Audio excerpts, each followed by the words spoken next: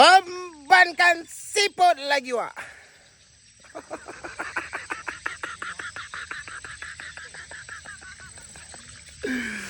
Lah mengomban siput pula engkau lagi Tan. Jadi wak cerita pagi ni kita mencari siput lagi wak.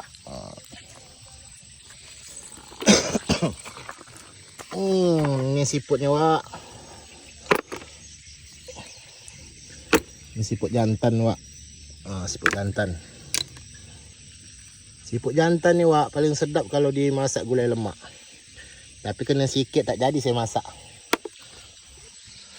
Ini siput wak, rencana kita nak buat umpan tajuk petang nanti wak. Jadi wak, kalau nak buat umpan tajuk tu cari siput dia pagi, habis tu kita titik, siap tu kita rendam 1 hari wak, baru kita buat umpan tajuk. Kalau tidak direndam tak hendak ikan sembilang makan wak. Heran juga aku. Kata orang kami tu dibari-bari dulu wak. Okay wak, kita lanjut cari lagi wak. Kalau siput berongan ni agak senang cari dia wak. Kenapa wak Tan tak pakai lesen lagi umpan? Kalau pakai lesen wak, payah betul cari lesen sekarang wak. Kalau siput ini pun dekat-dekat rumah pun lah tak ada sangat lagi, banyak budak-budak ambil.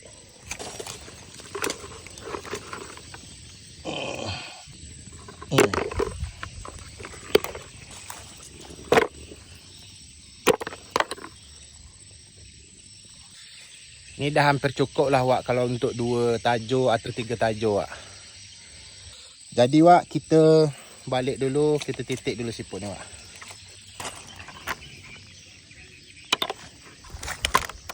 Sambil balik kalau ada nampak kita ambil terus wak.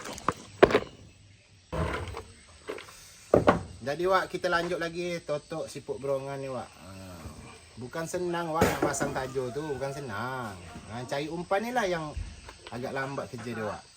Kalau masang tajuk tu senang aja wak. Okay, wak, kita titik dulu wak.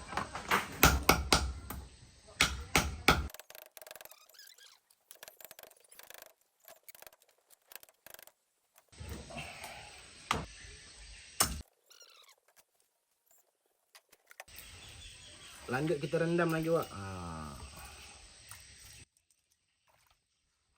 Mampus ngemas lagi wak.